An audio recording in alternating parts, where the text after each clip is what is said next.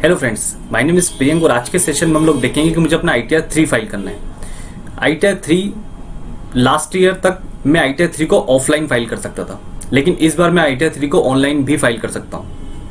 ITR 1 और 4 सिर्फ मेरे पास ऑनलाइन ऑप्शन थे, इसके अलावा मेरे पास कोई भी ITR का ऑनलाइन ऑप्शन नहीं था। लेकिन न्यू ई फाइलिंग पोर्टल जो कि गवर्नमेंट ने 7 जून 2021 को लॉन्च किया, जिसमें कि मैं ITR 1, 2, 3, 4 ऑनलाइन भी फाइल कर सकता हूँ। तो फ्रेंड्स, अब हमें देखना है कि ITR 3 को कौन फाइल कर सकता है। अगर मेरी बिजनेस इनकम है, मेरी एग्रीकल्चर से इनकम है, मेरी एक या एक से ज़्यादा एम्प्लॉयर से सैलरी मुझे मिल रही है, तो मैं ITR 3 फाइल कर सकता हूँ।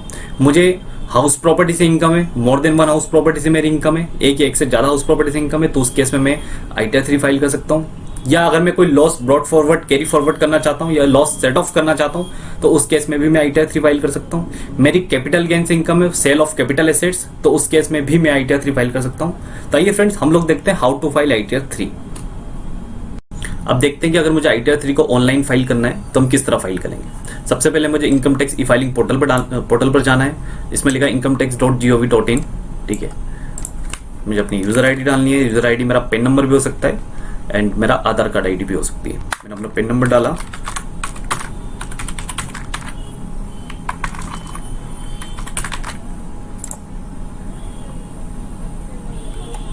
मैं इसे लॉगिन कर लेता हूं अपने पासवर्ड से। मैं अपने आधार OTP से भी इसे लॉगिन कर सकता हूं।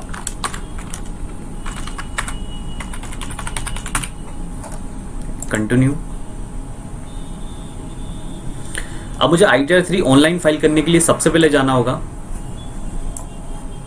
ई file, income tax return and file income tax return. मुझे असेसमेंट ईयर सिलेक्ट करना है। फाइनेंशियल ईयर 2020-21 के लिए मेरा असेसमेंट ईयर होगा 2021-22, current assessment year and then continue. अब मुझे ITR 3 ऑनलाइन फाइल करना है, ऑफलाइन करना है। मैंने ऑनलाइन सिलेक्ट किया एंड देन प्रोसीड। मुझे स्टार्ट न्यू फाइलिंग। अगर मैंने पहले अपना ITR 3 प्रिपेयर कर रखा है तो मैं उसे ड्राफ्ट में सेव कर सकता हूँ एंड देन कंटिन्यू। बाद में मैं उसे रिज्यूम कर उसमें एडिट कर उसे सबमिट कर सकता हूँ।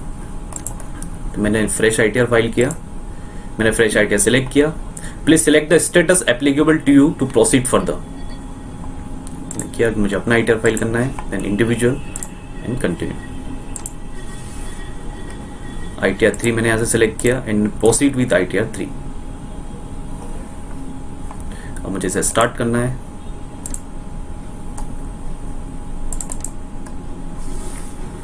अभी अगले ऑप्शन में बोल रहा है कि मैं किस रीजन से अपना ITR 3 को फाइल कर रहा हूं। क्या मेरी taxable income more than basic exemption limit है। In case of senior citizen basic exemption limit 3 lakh रुपए, लेकिन जो नॉन सीनियर सिटीजन है उसके केस में 2,50,000 रुपए। यस, तो मैंने सिलेक्ट किया कि मेरी taxable income basic exemption limit है। और भी अदर रीजन हो सकते हैं, जैसे कि या मेरा करंट अकाउंट में during the previous year 1 crore या से ज्यादा डिपॉजिट हुआ है, तो उस केस में मैं ITR 3 फाइल कर रहा हूँ। या 2 लाख रुपए या इससे ज्यादा मैंने ट्रेवल टू फॉरेन कंट्री खर्च किया है, ओके, तो मैं ITR 3 फाइल कर रहा हूँ। या incurred expenditure amount aggregate amount ₹1 lakh on consumption of electricity, या फिर कोई अदर रीजन है, तो मैंने अदर रीजन ना करके मैंने taxable income is more than basic exemption limit and then continue. Friends, अब ITR 3 में हमें हर एक शेड्यूल्स को देखते हुए चलना है, हर एक शेड्यूल को कंप्लीट करते हुए चलना है। ठीक है, सबसे पहले मेरा होगा part 1 general information, personal information and filing status, जो कि मैंडेटरी है। And then continue. मैं अपनी personal information continue. Are you opting for new tax regime? No, मुझे ओल्ड स्कीम के अकॉर्डिंग अपना ITR 3 को फाइल करना है। मैं चाहूँ तो न्यू स्कीम के थ्रू भी ITR 3 को फाइल कर सकता हूँ, जिसमें कि मेरा टैक्स स्लैब रेट अलग होगा। अगर मैं ओल्ड स्कीम सिलेक्ट करता हूँ तो मेरा टैक्स स्लैब रेट अलग होगा, लेकिन कुछ एग्जम्पशंस, कुछ बेनिफिट्स जो मुझे न्यू टैक्स रेजिम में नहीं मिलेंगे। तो हम आगे इसको देकर एक वीडियो बनाएंगे। सबसे पहले मुझे अपनी सैलरी की एग्जम्पशन की डिटेल डालनी है। सेक्शन 1014(1) में क्या मेरा मुझे एग्जम्पशन मिल रही है? नो। सेक्शन 1014(2), ठीक है, performance of duties of office और एम्प्लॉयमेंट, उस केस में मुझे कोई एग्जम्पशन है? नो। क्या मुझे HRA मिल रहा है अपने एम्प्लॉयर से? सेक्शन 1013(a) में अगर मिल रहा है तो यस, मैं आप इसकी डिटेल डाल सकता हूँ। जैसे मैंने डाला 136,100। ओके।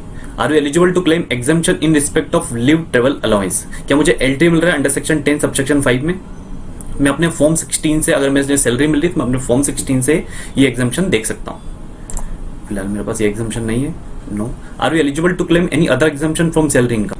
अगर इसके अलावा मेरी कोई एग्जाम्पशन है अंडर सेक्शन 10 में तो मैं इसे देखकर फिल कर सकता हूँ, otherwise no and then continue. अब मुझे चैप्टर 6A की डिडक्शन फिल करनी है। क्या सेक्शन 80G में मैं डोनेशन का पेमेंट कर रहा हूं, जैसे कि पीएम रिलीफ फंड फॉर कोविड-19? अगर यस तो मैं लिख सकता हूं यहाँ पर। इसके लिए मुझे एक शेड्यूल फाइल करना है। अगर मैं यस करता हूं तो डोनेशन शेड्यूल जो कि 80G में अलग से एक शेड्यूल है, मुझे उसको फिल करना होगा, जिसमें कि मुझे डोनी की डिटेल, डोनी का पिन नंबर, एड्रेस और पिन कोड, ये सब मुझे डालनी होगा। मोड ऑफ पेमेंट, क्या मैं डोनेशन कैश में पेमेंट कर रहा हूँ मोर देन 2000 रुपीज, या फिर अदर देन कैश के पेमेंट कर रहा हूँ, जैसे कि NEFT, RTGS। तो मैंने नो किया and then continue. Are you eligible to claim any deduction for donation paid for scientific research और रूरल डेवलपमेंट? नहीं, इसके लिए भी मेरा कोई डोनेशन नहीं है।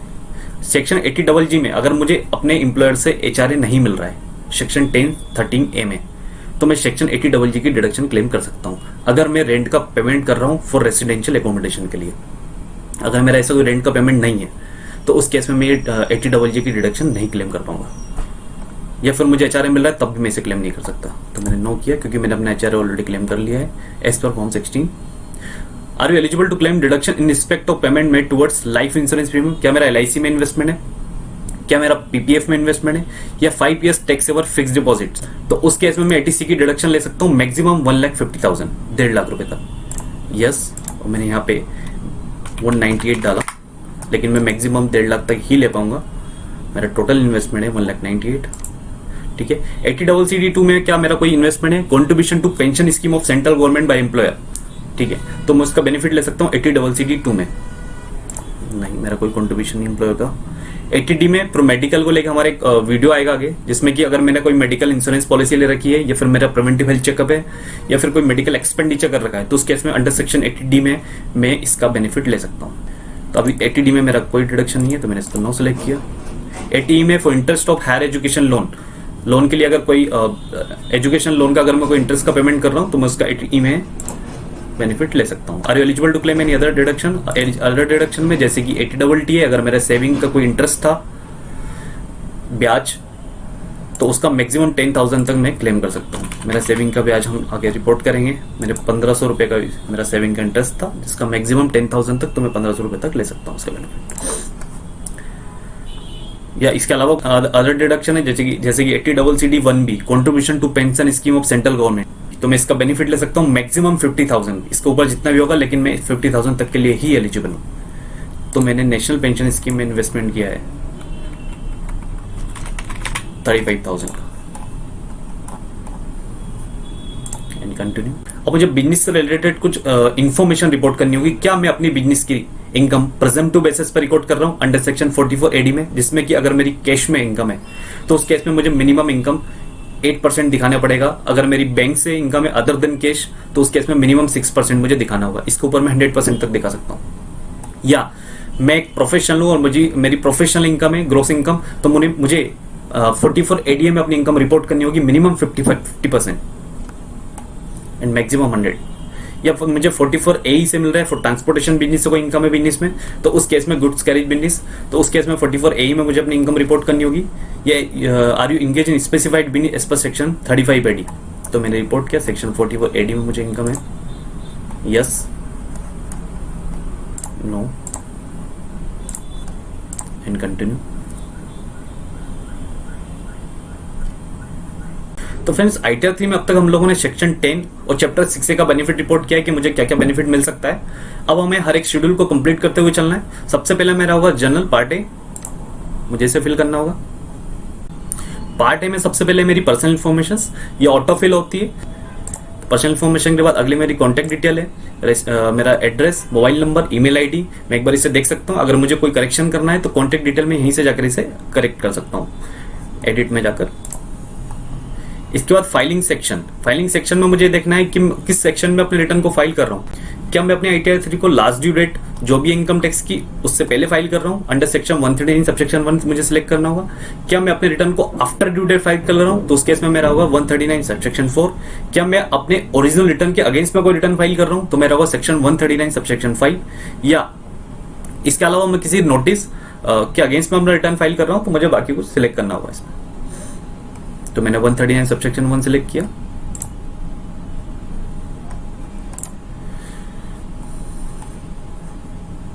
Are you opting for new tax regime? Already हमने जब जनरल इन्फॉर्मेशन स्टार्टिंग में फिल की थी तो उसमें मैंने पहले ही सिलेक्ट किया था कि यस, मैंने ओल्ड स्कीम के अकॉर्डिंग मुझे अपने रिटर्न्स को फाइल करना है।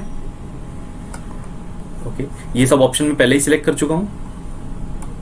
Residential status in India, condition for residential status, क्या मैं इंडिया में 182 दिन या इससे ज्यादा हूं during the previous year under section 6 में, ठीक है, या you have in India 60 days or more during the previous year and have been in India for the 365 days or more within 4 preceding year। 4 preceding year मतलब कि previous year 2020-21 के पिछले 4 सालों में। तो मैंने सिलेक्ट किया you are in India 180 days or more during the previous year। Yes, इसमें पूछ रहा है do you want to claim the benefit under section 115H? No, इसका कोई बेनिफिट नहीं लेना चाहता हूँ। इसको लेके हम एक वीडियो बनाएंगे section 115H। Are you govern by civil code as per section 5A? No. With assessee is locate in an international financial service centre and derives income solely convertible foreign exchange. मेरी कोई foreign exchange से कोई income नहीं है। Representative SSC आपका return file कर रहा है? नो।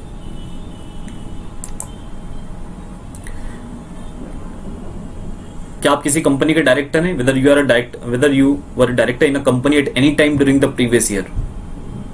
नो। अगर मैं यस सिलेक्ट करता हूं तो मुझे डायरेक्टरशिप की डिटेल डालनी पड़ेगी कि मैं किस कंपनी में डायरेक्टर हूं, PAN number of the company, director identification number D number, या टाइप ऑफ कंपनी, कौन सी कंपनी, डोमेस्टिक कंपनी है, फॉरेन कंपनी है, whether its shares are listed or unlisted, क्या कंपनी के शेयर लिस्टेड या अनलिस्टेड है। Okay, detail of firm if applicable, whether you are partner in a firm, क्या मैं किसी फर्म में पार्टनर हूँ? यस। अगर मैं सिलेक्ट करता हूँ तो मुझे पार्टनरशिप फर्म का नाम और पार्टनरशिप फर्म का पेन नंबर डालना पड़ेगा। हो सकता है मैं एक या एक से ज्यादा पार्टनरशिप फर्म में पार्टनर हूँ, तो उस केस में मैं यहाँ पे फर्म पार्टनरशिप फर्म को ऐड कर सकता हूँ और मोर देन 1 पार्टनरशिप फर्म की डिटेल डाल सकता हूँ। तो मैंने लिखा no. Detail of unlisted equity shares, क्या मेरे पास कोई अनलिस्टेड इक्विटी शेयर्स है? अगर मैं यस करता हूँ तो मुझे शेयर्स की डिटेल डालनी पड़ेगी।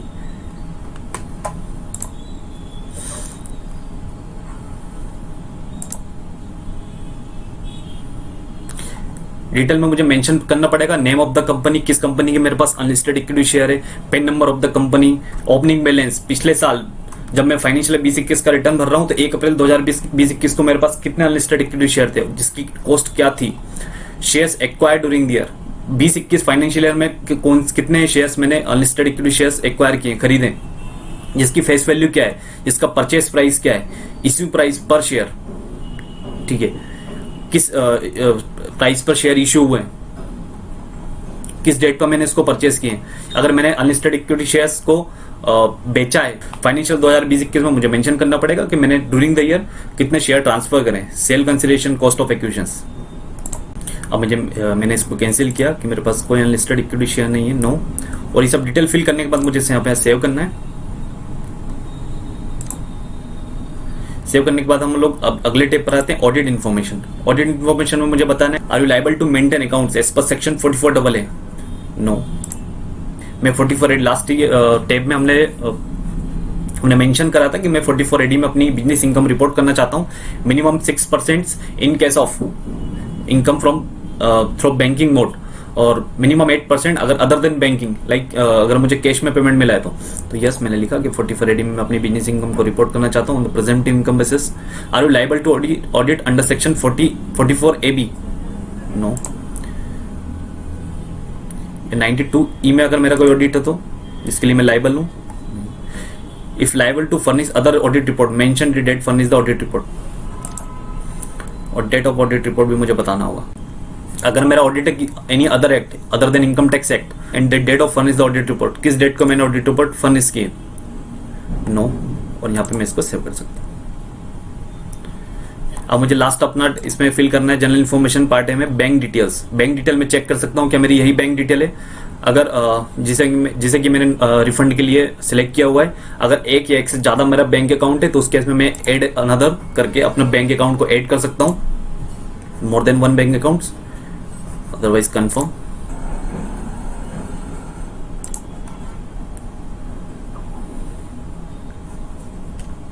तो फ्रेंड जनरल इन्फॉर्मेशन वाला टेब हमारा कंप्लीट हो चुका है। अगला है हमारा tab nature of business. Nature of business में मुझे मेंशन करना पड़ेगा कि किस नेचर का मेरा बिजनेस है। ठीक है, इसमें मुझे ये सिर्फ मैं वही बिजनेस का नेचर इसमें रिपोर्ट कर सकता हूं अगर मेरी income other than 44AD 44AD है 44AE से अगर मुझे मिल रही है। एग्जांपल, अगर जैसे मैं अपनी बिजनेस इनकम स्पेकुलेटिव बिजनेस से अपनी इनकम रिपोर्ट करना चाहता हूं तो उस केस में मुझे ये नेचर ऑफ बिजनेस यहाँ पे रिपोर्ट करना होगा। Back to schedule. Friends, nature of business के बाद अब मेरा है पार्ट है बैलेंस शीट। बैलेंस शीट की मुझे डिटेल इसमें फिल करनी है 31 मार्च 2021 की डेट पे। आइटम 1 से लेकर आइटम 5 तक मुझे रेगुलर बुक्स ऑफ अकाउंट अगर मैं मेंटेन कर रहा हूं तो मुझे फिल करना पड़ेगा। अगर regular books of account maintain नहीं कर रहा हूं तो मुझे फिल आइटम 6। तो मैं अपनी इनकम को 44AD में रिपोर्ट कर रहा हूं। ठीक है, ये मेरा है आइटम 1 से लेकर आइटम 5 तक पार्ट बी तक। Item 6 no account case. इस केस में मुझे मेंशन करना पड़ेगा कि मेरी सन्नी डेटर कितने हैं। ये कंपलसरी है, ये मुझे डालना होगा अगर मैं सेक्शन 44AD में अपनी इनकम रिपोर्ट कर रहा हूँ। 44AD या 44AD में या 44AE में, तो उसमें मुझे लिखना है amount of total Sunny debtor. तो मैंने लिखा मेरा सन्नी डेटर 0 है, डेटर भी 0 है। ये मैं डाल सकता हूँ कि मेरा सन्नी डेटर है 25,000।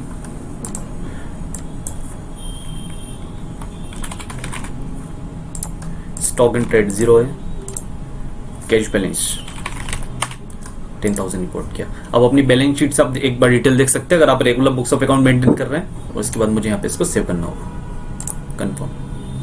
फ्रेंड्स, अब इसमें ये मैसेज बता रहा है कि अगर मैंने इससे पहले जब मैंने जनरल इन्फॉर्मेशन मैं अपने अगर सिलेक्ट किया था कि मैं 44AA मैं अपने regular books of account maintain कर रहा हूं तो उस केस में मुझे आइटम 1 से लेकर 5 तक फिल करना पड़ेगा, जो कि कंपलसरी है। अगर जनरल शेड्यूल अगर मैं 9 सिलेक्ट किया था मैंने तो उस केस में मुझे आइटम 6 की डिटेल ही डालनी पड़ेगी, जो कि मैंने डाल चुका हूं। फ्रेंड्स, इसके बाद अगला हमारा बैलेंस शीट के बाद है मैन्युफैक्चरिंग अकाउंट। मैन्युफैक्चरिंग अकाउंट में मुझे अपने स्टॉक की डिटेल डालनी है, opening stock, closing stock,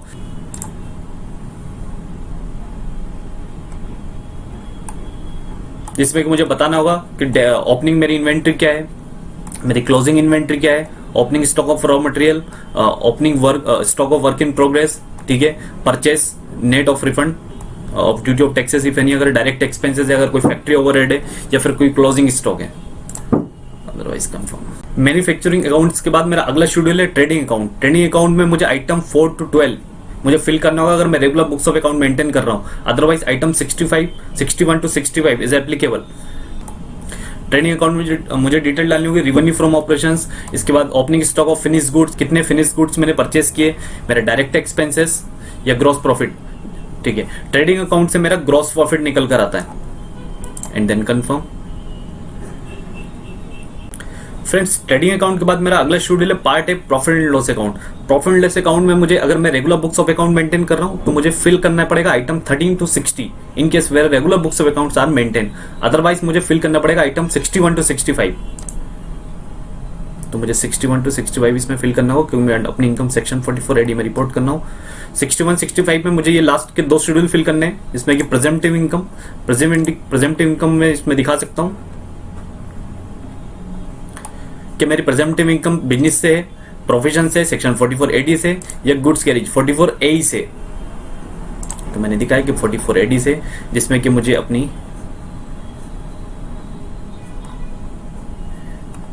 business code इसमें डालना है, जिसमें मैंने ऐड किया। बिजनेस कोड मैंने लिखा कोचिंग सेंटर्स एंड ट्यूशंस।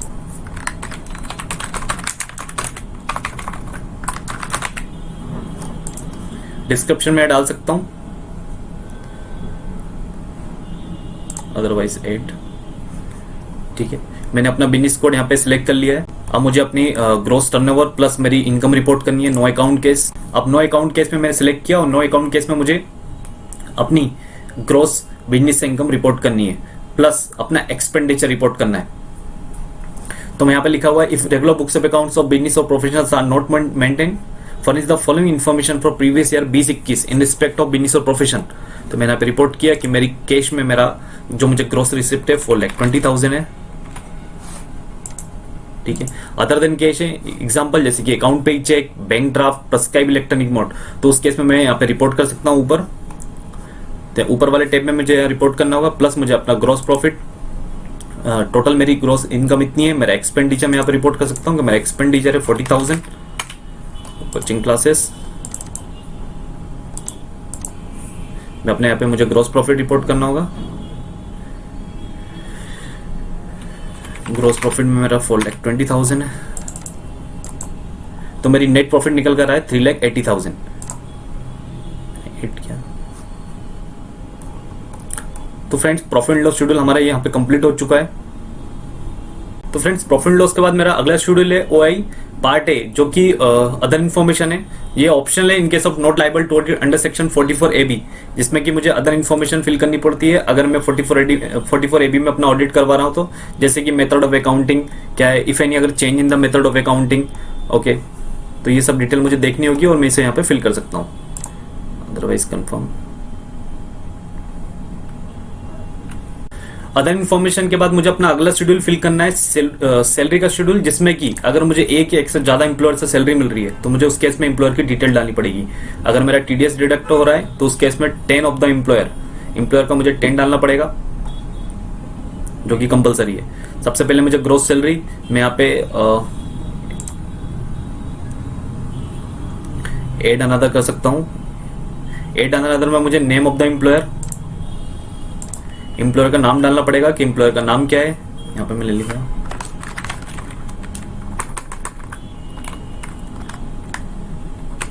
जो भी मेरा एम्प्लॉयर का नाम है, ओके। 10 ऑफ द एम्प्लॉयर, अगर मेरा TDS डिडक्ट हो रहा है तो मैं अपने फॉर्म 26S में देख सकता हूँ कि मेरी सैलरी पे TDS डिडक्ट हो रहा है क्या।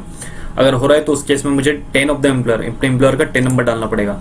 एड्रेस ऑफ द एम्प्लॉयर, जो कि कंपलसरी है, ठीक है।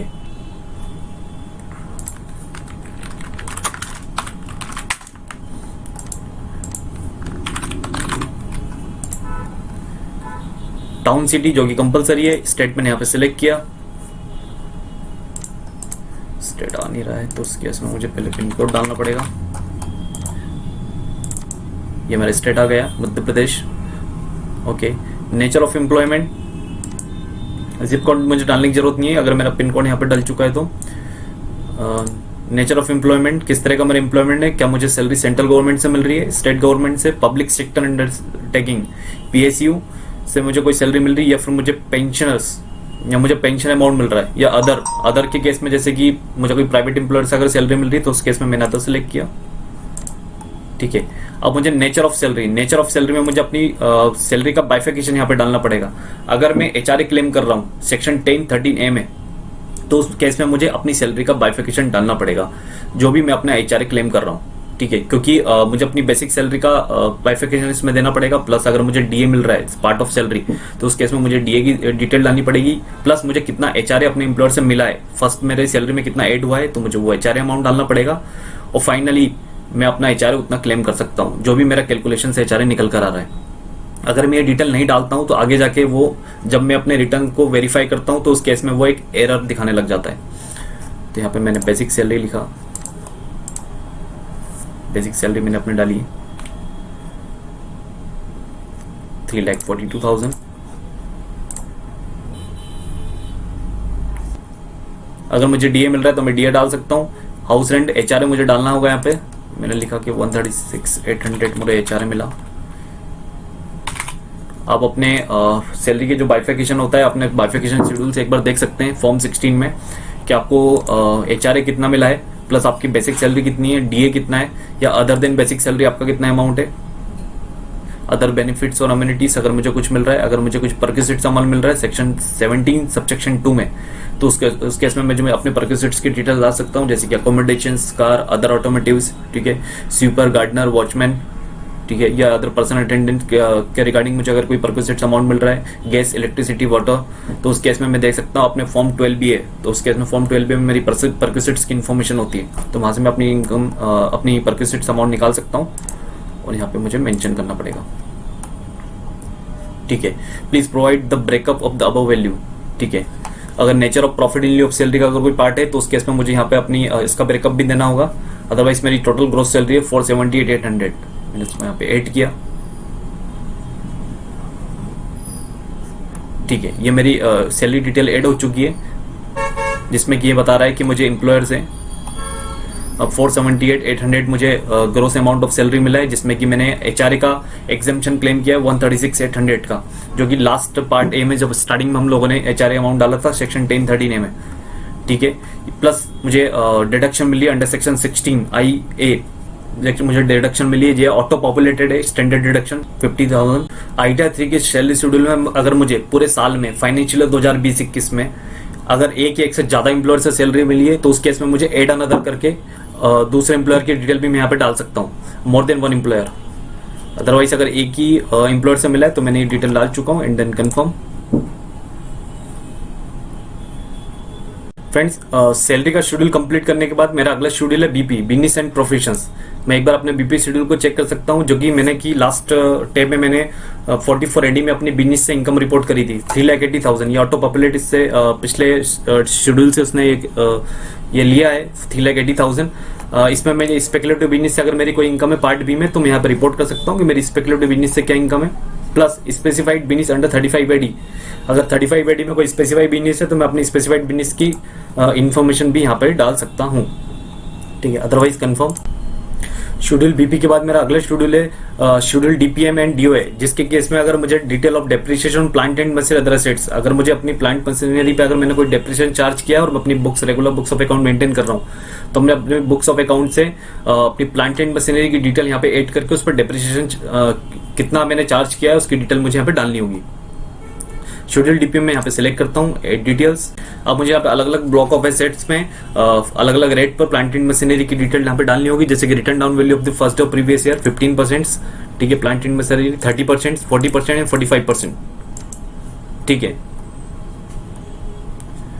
अलग अलग रेट रहेगा मेरा इसमें, कितना मैंने एडिशन किया है प्लांट एंड मशीनरी में। शेड्यूल डीपीएम के बाद मेरा है schedule summary of depreciation assets, जो भी मैं ऊपर डीपीएम में अपनी प्लांट एंड मशीनरी की डेप्रिसिएशन की डिटेल सबमिट करूंगा, उसकी एक यहाँ पे समरी जनरेट हो जाएगी। प्लस शेड्यूल डीसीजी, जो कि deemed capital gain on sale of depreciable assets, अगर मैंने कोई भी डेप्रिसिएबल एसेट्स को सेल किया है तो उस केस में मुझ पे क्या कैपिटल गेन डीम्ड होगा, कंपलसरी होगा, तो उस केस में मुझे शेड्यूल डीसीजी यहाँ पे सबमिट कर डिटेल मुझे डालनी होगी। Schedule capital gain, detail of capital assets transfer, अगर मैंने कोई कैपिटल एसेट्स ट्रांसफर किए जैसे कि लैंड, बिल्डिंग और बहुत, इसके बाद जो भी मैंने डेप्रिसिएबल एसेट्स यहाँ पे ट्रांसफर किए, जैसे कि listed security other than unit, अगर मैंने कोई भी लिस्टेड सिक्योरिटी सेल करी है, equity shares in a company, इसके बाद लैंड, बिल्डिंग और बहुत, तो उस केस में मुझे कैपिटल एसेट्स की यहाँ डिटेल डालनी होगी।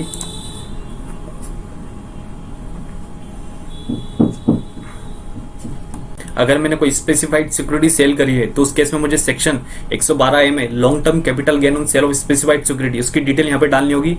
इसके बाद हमारा अगला शेड्यूल है शेड्यूल अदर सोर्सेस। उस केस में अगर मुझे इंटरेस्ट मिला है, डिविडेंड मिला है, या फिर अगर कोई फैमिली पेंशन है, तो उस केस में अदर सोर्सेज में अपनी इनकम रिपोर्ट कर सकता हूँ। अब जैसे income charge at normal applicable rate पे मैंने यहाँ पे सिलेक्ट किया, एड डिटेल में जैसे nature of income, nature of income में मैं देख सकता हूँ कि मेरी जैसे कि डिविडेंड से मुझे इंटरेस्ट मिल रहा है, rental income from machinery, plant, building, जो भी क्रॉस इनकम मुझे मिल रही है मैं यहाँ पे रिपोर्ट कर सकता हूँ, ठीक है। या एनी अदर इनकम मुझे अगर कोई है तो मैं रिपोर्ट कर सकता हूँ। मैं यहाँ पे लिखा इंटरेस्ट। अब इंटरेस्ट मुझे किससे मिल रहा है, जैसे interest from saving bank account, या डिपॉजिट से bank, post office, cooperative society में, या इनकम फ्रॉम लास्ट ईयर 19-20 में मैं अपना इनकम टैक्स रिटर्न फाइल किया था, फाइल करने पे मेरा रिफंड आ रहा था 40,000 रुपये का, लेकिन मुझे मिला 42,000, तो जो 2,000 रुपये मुझे एक्स्ट्रा मिला वो मेरा इंटरेस्ट है, interest from income tax refund. तो इंटरेस्ट जो इनकम टैक्स रिफंड पे लास्ट ईयर जो मुझे मिला है 2,000 रुपये का, वो यहाँ पे टैक्सेबल होगा जब मैं अगले साल का रिटर्न भरूंगा, फाइनेंशियल 2020-21 का। तो मैंने 20-21 का जब अपना रिटर्न फाइल किया तो 2,000 रुपये को टैक्सेबल किया। Interest from saving bank account 80TM में हमने interest from saving bank account से 1,500 रुपये का डिडक्शन क्लेम किया था। तो सबसे पहले जब भी मैं डिडक्शन क्लेम करता हूँ तो क्लेम करने के लिए 80TM में सबसे पहले मैं जब अब इंटरेस्ट इनकम को सबसे पहले मैं इनकम फ्रॉम अदर सोर्सेज का पार्ट बनाना होगा, इसके बाद ही मैं सेक्शन 80TM में डिडक्शन क्लेम कर सकता हूँ। तो 1,500 रुपये मैंने रिपोर्ट किया। इसके अलावा मेरी अदर कोई इनकम इसके अलावा भी अगर मेरी कोई अदर इनकम है तो मैं रिपोर्ट कर सकता हूँ, जैसे कि income from commissions, income from contractual services, commissions, brokerage, जिसमें कि मेरा TDS कट रहा है अंडर सेक्शन 194H 194C। तो उस केस में मैं जो भी मेरी इनकम होगी मैं यहाँ पे मुझे मेंशन करना होगा, अदरवाइज 8।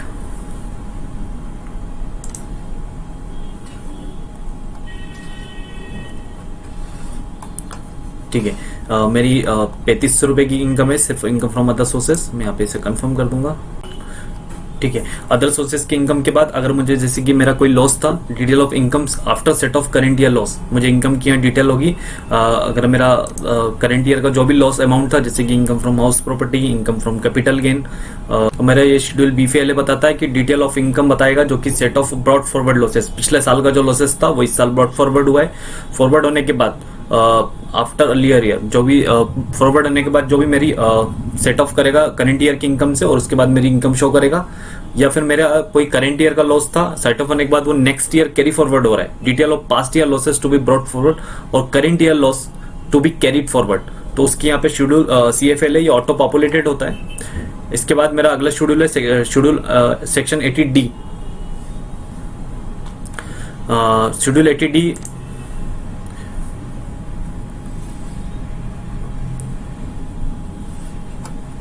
शेड्यूल 80D में मुझे मैंने मेंशन कर सकता हूं कि मेरी मेडिकल इंश्योरेंस प्रीमियम क्या है। मैं अगर प्रिवेंटिव हेल्थ चेकअप है in case of self and family, या medical insurance premium for self and family other than parents, या मैक्सिमम मैं ले सकता हूं अदर देन पेरेंट्स और सेल्फ एंड फैमिली के केस में 25,000, और अगर पेरेंट्स के केस में भी मैं एक्स्ट्रा डिडक्शन ले सकता हूं 25,000। अगर पेरेंट्स सीनियर सिटीजन है तो 50,000, तो टोटल मुझे मिलेगा 75,000।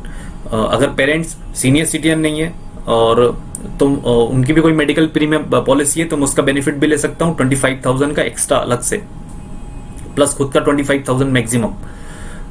तो फ्रेंड्स हमने 80D का ये डिडक्शन देखा। इसमें हम लोग प्रिवेंटिव हेल्थ चेकअप भी डाल सकते हैं। For incurred preventive health checkup expenditure in cash maximum 5,000 तक का मैं इसमें डिडक्शन बेनिफिट ले सकता हूँ। मेडिकल पॉलिसी का मैं बेनिफिट तभी ले सकता हूँ अदर देन अगर मैंने कैश में पेमेंट किया हुआ है तो, अदरवाइज में इसका मेडिकल इंश्योरेंस प्रीमियम का मुझे पेमेंट का डिडक्शन का बेनिफिट नहीं मिलेगा।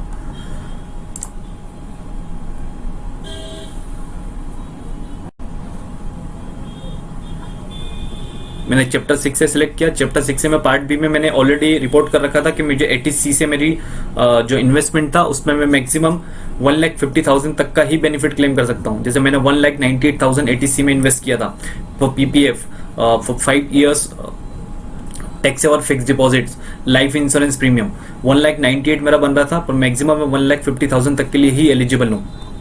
इसके बाद मेरा 80CCD1B में मैंने फॉर नेशनल NPS में मैंने इन्वेस्टमेंट किया था सेंट्रल गवर्नमेंट, तो उस केस में मेरा मैक्सिमम 50,000 तक का मुझे मिल सकता है मैं जितना भी अमाउंट इन्वेस्ट कर रहा हूँ। तो मैंने 35 किया था, 35 मुझे पूरा मिल चुका है। 1,500 रुपए का मुझे बेनिफिट मिला है 80TTA में, और interest from saving bank account maximum 10,000 तक का बेनिफिट ले सकता हूँ। इन case of non senior citizen, senior citizen के केस में सेविंग प्लस डिपॉजिट्स पर मैक्सिमम में 80TB में 50,000 तक का बेनिफिट ले सकता हूँ। उस केस में मुझे डिपॉजिट्स का भी बेनिफिट मिलेगा if senior citizen.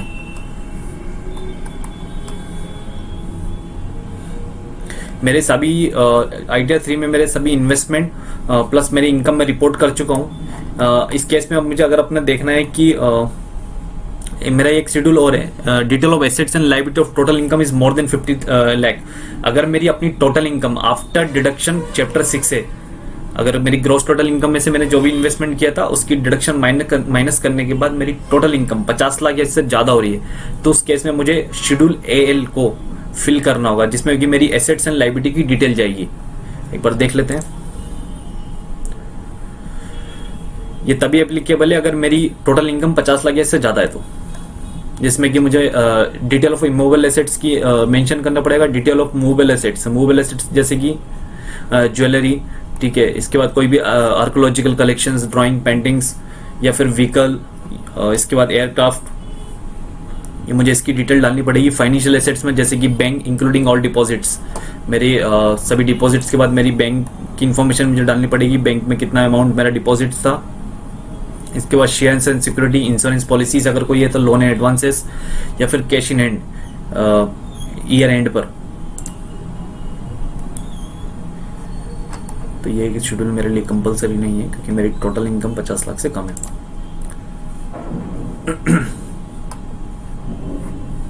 Schedule AL के बाद अगर मेरे एम्प्लॉयर ने मेरी सैलरी पे अगर कोई TDS डिडक्ट किया है या फिर मेरी इंटरेस्ट इनकम है फ्रॉम डिपॉजिट्स पे, इस पे अगर 194 ए में अगर मेरा कोई इंटरेस्ट डिडक्ट हुआ है, या 194C में या 194H में अगर मेरा कोई TDS डिडक्ट हुआ है, तो मुझे यहाँ पे इसकी डिटेल डाल सकता हूँ। मुझे TDS अमाउंट मैं अपना चेक कर सकता हूँ ई फाइल पर जाकर, income tax return and view form 26S। जैसे मैं व्यू फॉर्म 26S करूंगा तो मैं अपना असेसमेंट सिलेक्ट करके ये चेक कर सकता हूँ कि मेरा एम्प्लॉयर ने या फिर बैंक ने जो भी मेरा इंटरेस्ट अमाउंट है उस पर कितना TDS अमाउंट डिडक्ट करा है।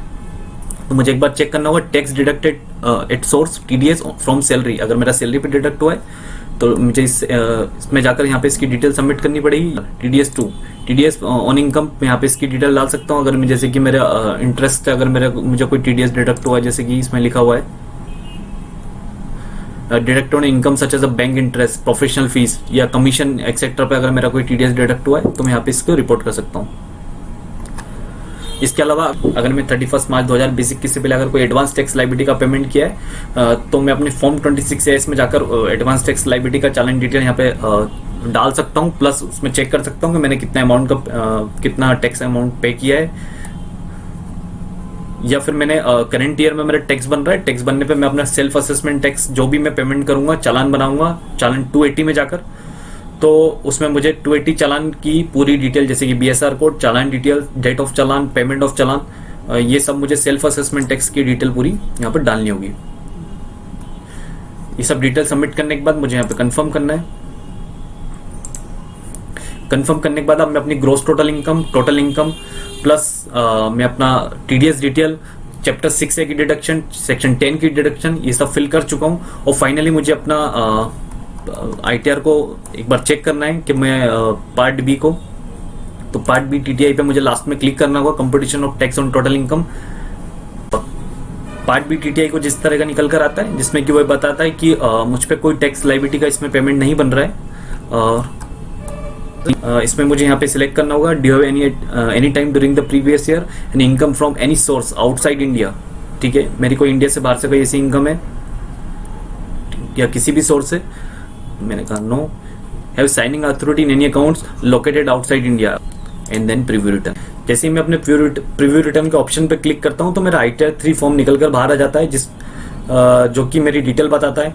इसमें ये बताता है कि पार्ट ए जनरल इन्फॉर्मेशन, मेरा name, PAN number, date of birth, address, Aadhaar detail, mobile number, email address, plus अगर मुझे और भी डिटेल चेक करनी है तो मैं यहाँ पे nature of business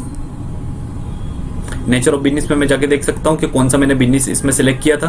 business code मैंने नेचर ऑफ बिजनेस में मैंने बिजनेस कोड इसलिए नहीं डाला था क्योंकि मेरी इनकम सेक्शन 44ADA से मैं सिलेक्ट कर रहा हूँ। अगर मैं अपनी इनकम स्पेकुलेटिव बिजनेस से या फिर एनी अदर बिजनेस जो कि 44AD या 44AE में नहीं आ रहा है तो उसमें नेचर ऑफ बिजनेस में जाके मैं अपना बिजनेस कोड सिलेक्ट कर सकता हूँ। पार्ट ए बैलेंस शीट की मैंने डिटेल डाली थी।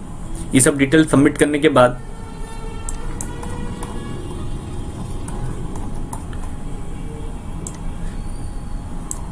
मुझे नेक्स्ट करना है। अब जैसे मैं नेक्स्ट करता हूं तो नेक्स्ट करने के बाद ये मेरे वेरिफिकेशन का एक ऑप्शन आ रहा है। वेरिफिकेशन में मुझे वेरीफाई करना है पर्सनल इंफॉर्मेशन को, जिसमें कि यहाँ पे मुझे प्लेस डालना है। मैंने डाला भोपाल। ठीक है, जब मैं ITR 104 ऑनलाइन फाइल करता हूँ तो उस केस में प्लेस डालने का ऑप्शन नहीं आता है। वो जनरली हमारे सिस्टम का IP एड्रेस लेता है, लेकिन ITR 3 के केस में ये प्लेस डालने का ऑप्शन आ रहा है। तो मैंने यहाँ पे डाला भोपाल। मैंने यहाँ पे कंफर्म किया। कंफर्म करने के बाद प्रोसीड टू वैलिडेशन। फाइनली मेरा रिटर्न वैलिडेट हो चुका है, जिसमें कि नो एरर वर फाउंड, जिसमें कोई एरर नहीं शो कर रहा है। जैसे ही मैं प्रोसीड टू वैलिडेशन करता हूँ तो यहाँ पे एरर दिखाने लग जाता है कि किस किस सेक्शन में और किस शेड्यूल में जाके मेरी एरर शो हो रही है। जब भी वो एरर का पॉपअप मैसेज डालता है तो मैं एरर पे क्लिक करके उस पर्टिकुलर शेड्यूल पर जा सकता हूँ और अपनी एरर करेक्ट कर सकता हूँ। जैसे मैं प्रोसीड टू ई वेरिफिकेशन करूंगा तो मैं ई वेरीफाई पे जा सकता हूँ कि मेरे पास ऑप्शन है कि मैं या तो बैंक अकाउंट के थ्रू ई वेरीफाई कर सकता हूँ या आधार OTP के थ्रू ई वेरीफाई कर सकता हूँ, जो भी मेरा मोबाइल नंबर रजिस्टर्ड होगा। प्लस इंटरनेट बैंकिंग के थ्रू मैं ई वेरीफाई कर सकता हूँ। तो फ्रेंड्स, आज हम लोगों ने देखा हाउ टू फाइल ITR 3 को कैसे फाइल कर सकते हैं। आपको वीडियो अगर अच्छा लगा हो तो please like, share and subscribe.